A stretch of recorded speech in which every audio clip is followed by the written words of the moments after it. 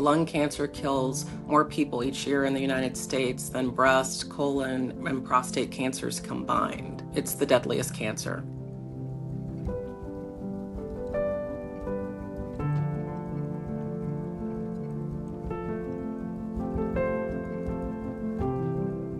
I was at the gallery one day. I was on the phone with someone.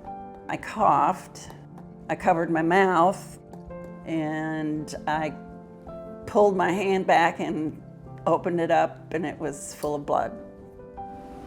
Being a bloke, I thought to myself, oh, it's just a bit of sore throat, I'll be fine. And never really thought anything of it. Yo sentía que algo le estaba pasando a mi cuerpo. Incluso en algún minuto llegué a decir, ¿te imagináis tuviera un cáncer de pulmón? Porque mi abuela se murió de un cáncer de pulmón, entonces conozco el diagnóstico. The most important thing to know is that if you have lungs, you can get lung cancer.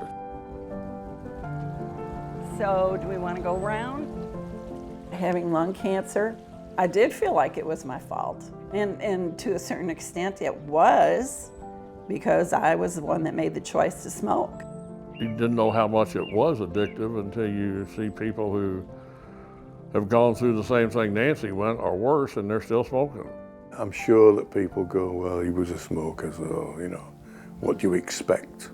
But I'd given up smoking at the time, 27 years. We have data showing that individuals who have a smoking history experience not only self-blame, but also the toxic effects of stigma from family, friends, healthcare clinicians, healthcare systems, and society-wide. It's really frustrating because that leads to detrimental outcomes because people feel ashamed. They don't seek treatment when they have symptoms. They don't talk about their tobacco use. We need to, foster empathy, and we need to just recognize that nobody deserves lung cancer. Well, Mum had died of lung cancer. I've been blessed really that the drugs that I've been given haven't been as brutal. Nothing like Mum went through. So the technology has come on leaps and bounds. Most people are diagnosed at an advanced stage where lung cancer has spread from inside the lungs to other parts of the body. And that's what makes the mortality rate so high. So if we can do screening to find lung cancer at its earliest stages, then there's more treatment options and we can increase the survival rate. But one of the biggest things that we found is people just are not aware. They've never heard of lung cancer screening. Come on, Blue. Come here. Come here. Good girl. I didn't realise that anybody could get it, whether you smoked or not. It can happen to anybody. So I do feel that it should be part of screening like breast cancer. The quicker you get it diagnosed, the better the outcome really for you. One of the major opportunities that we have is to make public-wide investments in raising awareness of lung cancer screening and engagement with lung cancer screening, and having our public have a fundamental understanding of what lung cancer screening is and why you do it, and maybe even who's eligible. We haven't seen the same level of funding go into lung cancer related research as it has gone into other types of cancer like breast and colon. And we know that advancements are tied to the amount of funding because we're able to fund scientists who are looking at treatment options. The people that treated me, they were wonderful.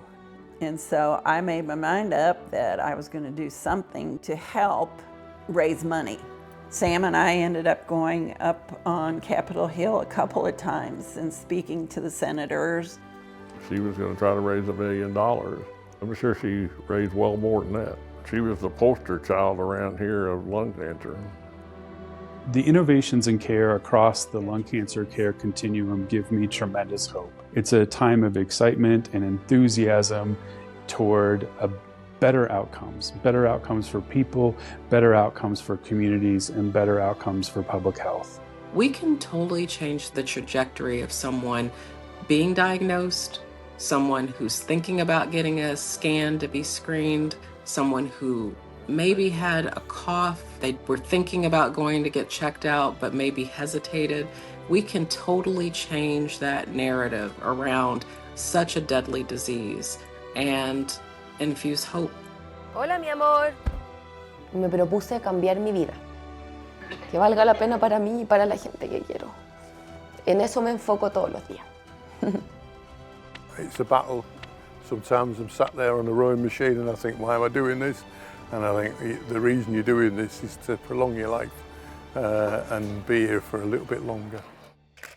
Gotcha. I didn't think I was going to have any grandchildren of my own. I do think about all that I would miss if I was gone. It's been a long road.